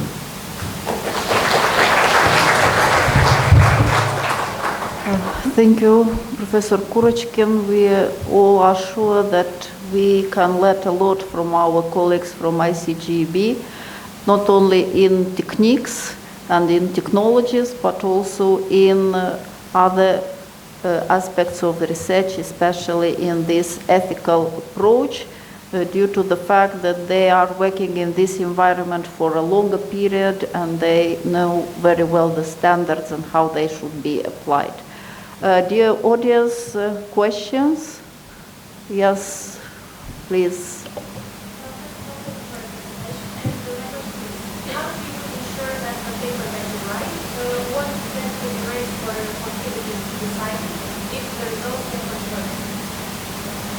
Will you please repeat the end of the question? If the results of your paper get controversial, how do you be sure that it won't be erased for the fertility society? If the results are controversial, it's controversial results actually is not a mistake. Is not a mistake. How do you ensure you just retract your publication? As was mentioned by Professor Tagadyuk, you see, it is not, you may change your view and vision upon the data, upon the results, in taking into account other results, and you understand that you have misinterpreted them or you mispresented them. you know? So the way is to recognize your mistake, honestly recognize your mistake, and honestly retract your publication. I see, maybe I'm wrong, but I see no other way. All of us are not gods. All of us do and commit mistakes. Some of them are in a situation when you have no other explanation, no other interpretation.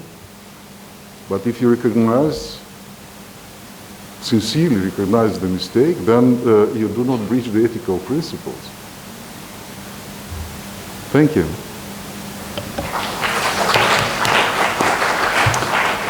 Thank you for a good question that put us to think about issues outside the box. Our next presenter is Artyom Zhukov that will talk about responsible research and innovation within Horizon Europe program, to which all participants are part due to the signing of associated agreement.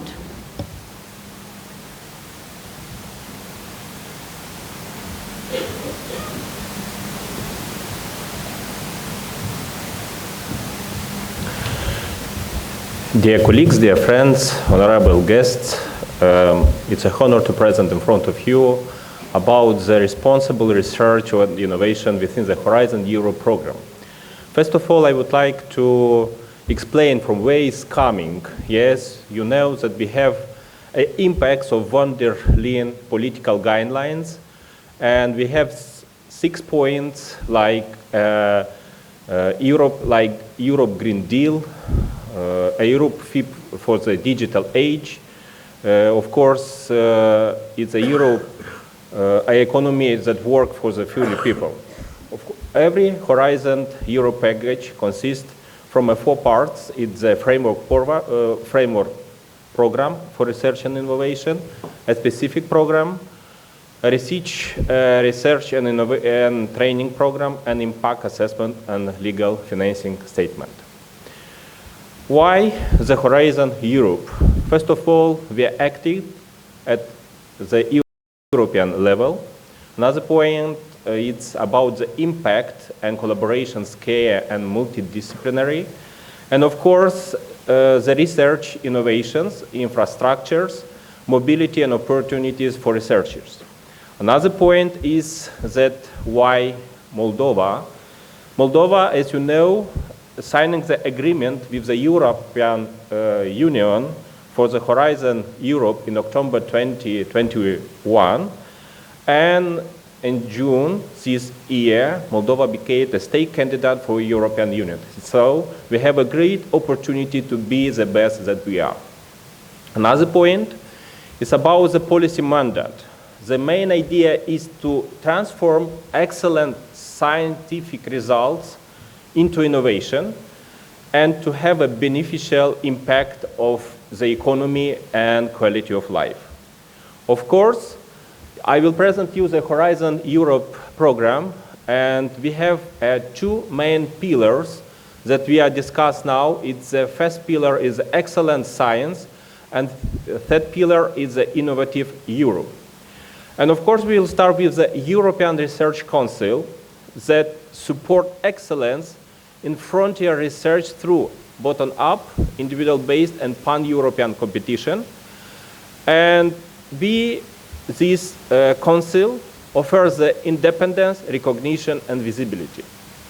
Of course, we have grant schemes, the starting grants for the starters, the consolidated grants, the advanced grants, a proof of concept, and synergy grants. Second point is the Maria Skłodowska-Curie actions under the Horizon Europe. And here you will see that must to have a policy background, principles and priorities. Moldova is situated in the strongly position because we are bridging to European research area.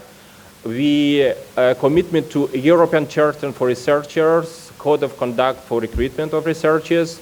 We are implementing the open science, and of course, we are contribute to EU external policy. We have 5 main actions, like Maria Skłodowska doctoral network, Maria Skladowski postdoctoral fellowships, staff exchange, Maria Skladowski co-fund, and Maria Skladowski and citizens for the public outreach events. New point, we come to the research infrastructures. Of course, what it means, facilities providing to resources and services for the research communities for conduct the research and foster innovation.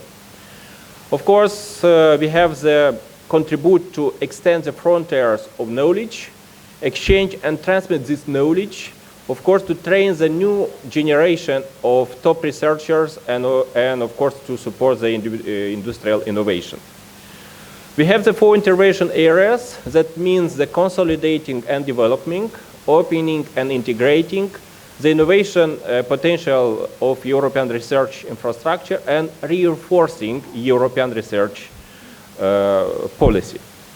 Main point is that we are not building the research infrastructure, but the developing of it. We are supporting transnational virtual access. We implemented different roadmaps and fostering international cooperation.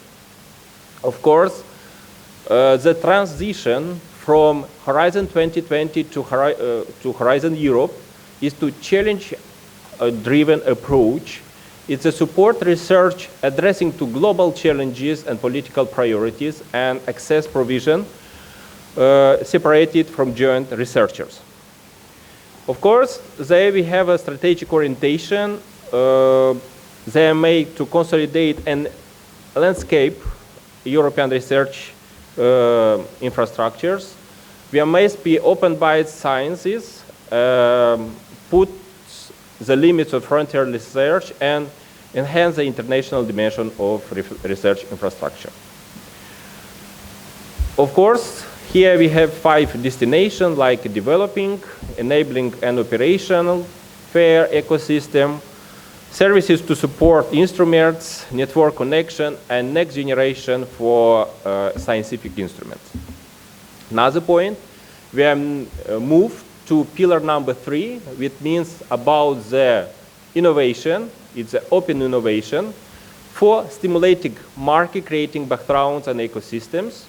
And now we start about the European Innovation Council. That main aim is to support innovation and market creating potential.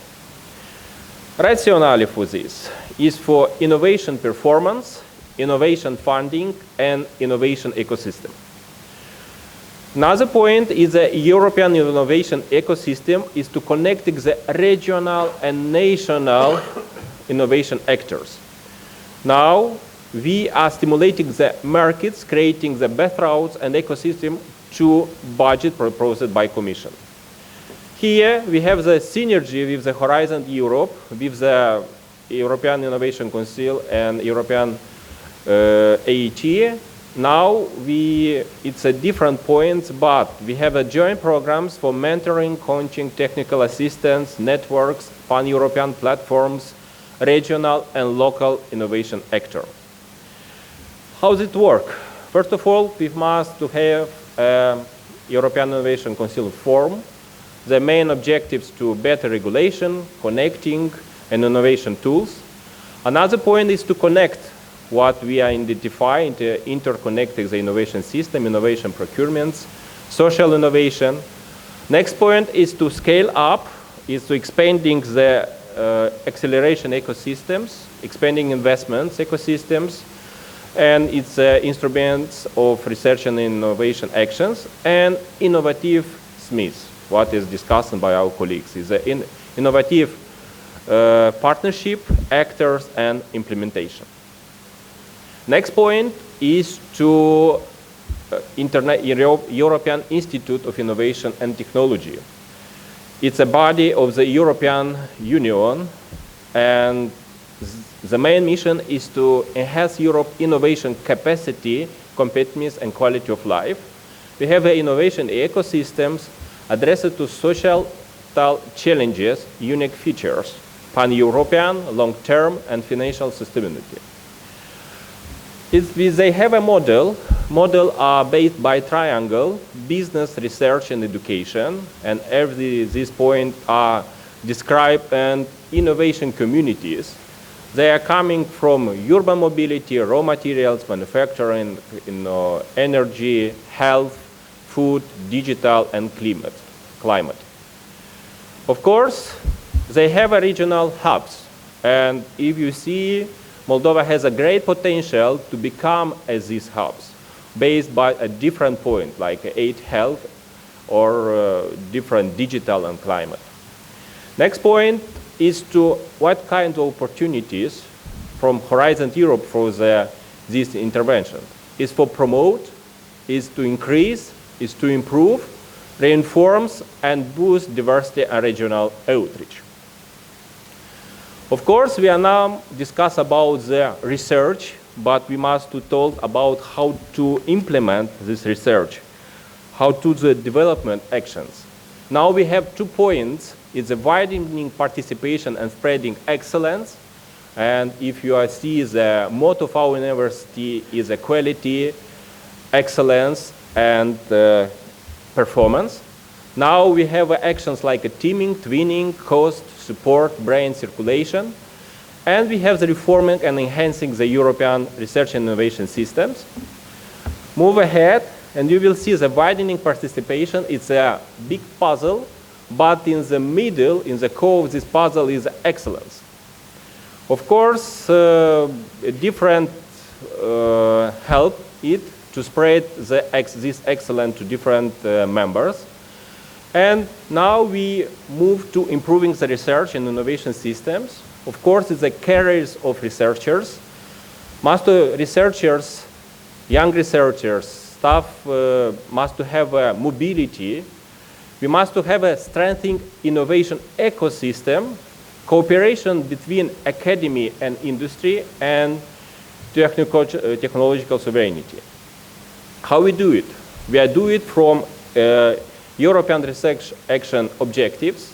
It's put in the first line investments, improving the access to excellence, translating these research and innovation results to economic value to the market, and deepening the era.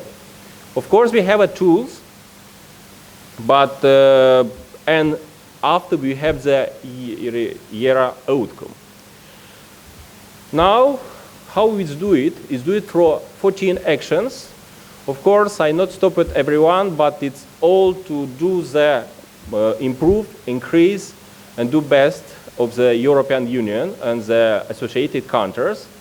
And we must to promote the synergy and reinforcing knowledge, like a European research area, like a digital education action plan from the high-performing digital education ecosystem, education area, European education area, to spending time to school and higher education qualifications and skills agenda, packed for these skills, strengthening skills intelligence, increase and foster entrepreneurial and transversal skills.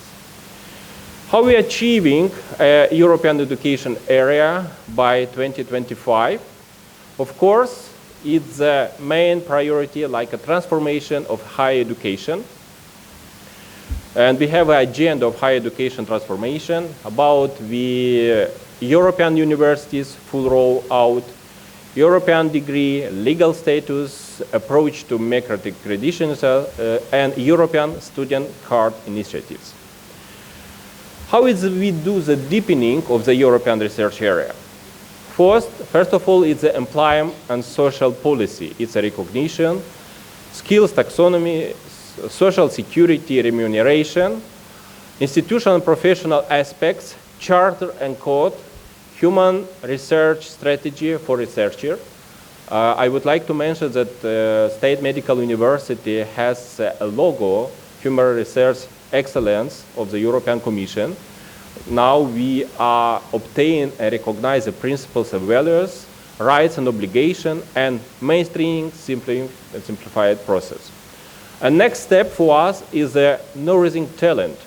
We must do, and we will do it, to brain circulation, intersectoral mobility, widening, And of course, we are based by governments, by network and services, and portal and tools. Now, if you have any ideas, bend your skills to the next level, next step. It's like a conclusion. Thanks a lot.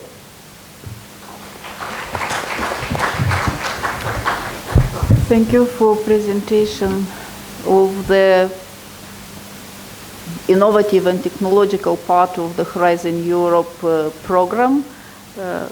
It's a quite new approach in this framework to pay much more attention to this technological and innovative part, to the translation of research into practical sector, to the private sector, and this will for sure be beneficial for the European economy, for the development of the European Union and all associated and non-associated countries, but are part of this program.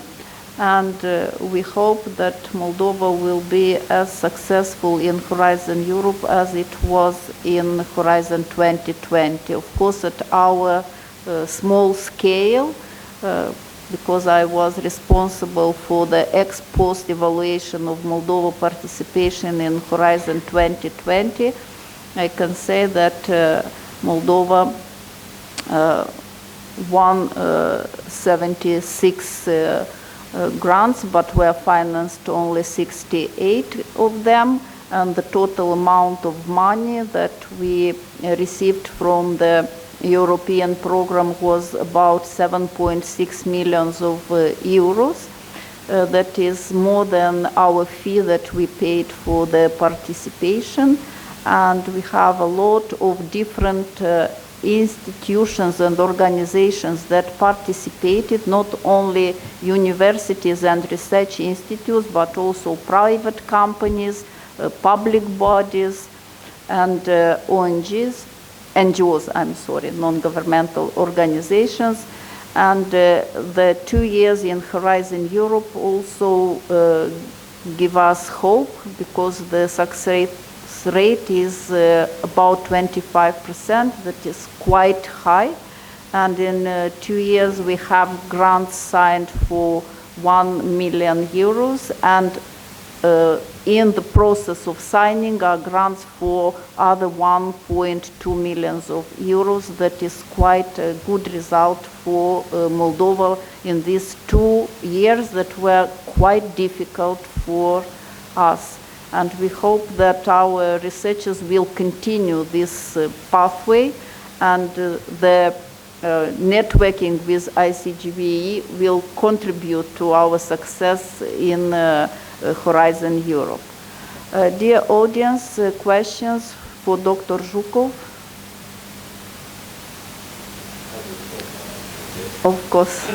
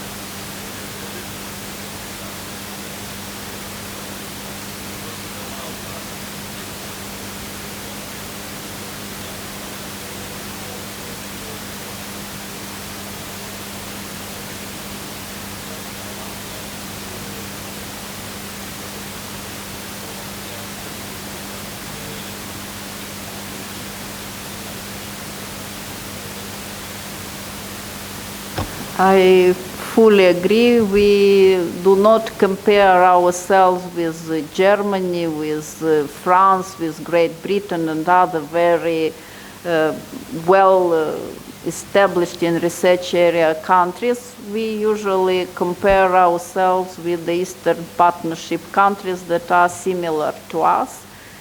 And the only big country in this Eastern Partnership is Ukraine.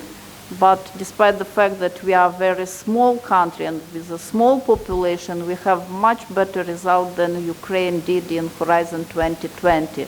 That's why we can and we should and we must participate in all these calls, and this will give us the experience that will bring us to the excellence that is needed to be more successful in Horizon Europe. We are just as small children trying our first steps, but if we will stop, this will not give us hope for the future. We should go further. Dear participants, thank you very much for your involvement in this first morning session. We have a half-hour break for coffee, and please, we wait all of you at 11:50 for the second session.